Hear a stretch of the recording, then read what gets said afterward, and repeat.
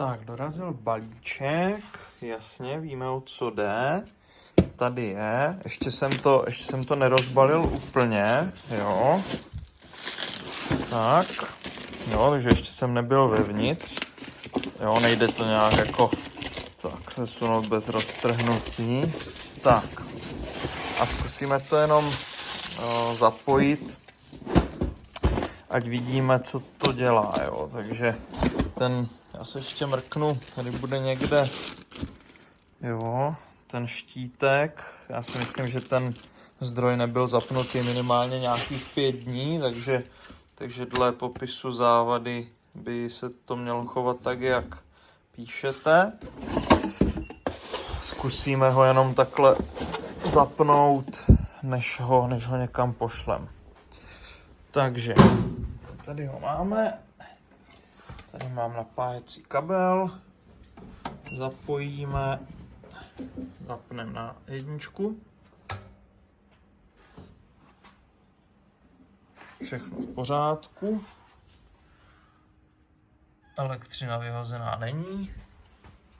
Jo, všechno vypadá OK. A můžeme ještě zkusit, já ho teda vypnu, a můžeme ještě zkusit k němu hodit nějakou zátěž, vteřinku. Tady najdu spouštěcí kolébku. Někde ji tu určitě mám, taky jsem si ji mohla chystat. Zdroj tam teda čeká na nás.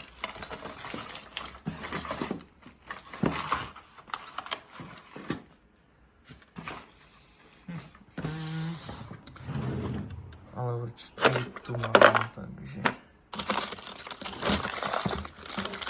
otázka. A už ji mám, super. Takže ještě potřebujeme teda 24-pinový kabel. Ten máme zde, jasně, super. Takže zapojíme si jeden, tak, druhý, tak, do kabelu si tady zapneme tu spouštěcí spojku a i když to nahodíme, tak se nám zdroj rozjede, pojistky nelítají, všechno v cajku. Jo, za mě opravdu si myslím, že ta potíž bude spíš v těch pojistkách, ale pokud na tom trváte, tak samozřejmě zašleme k výrobci a necháme zkontrolovat.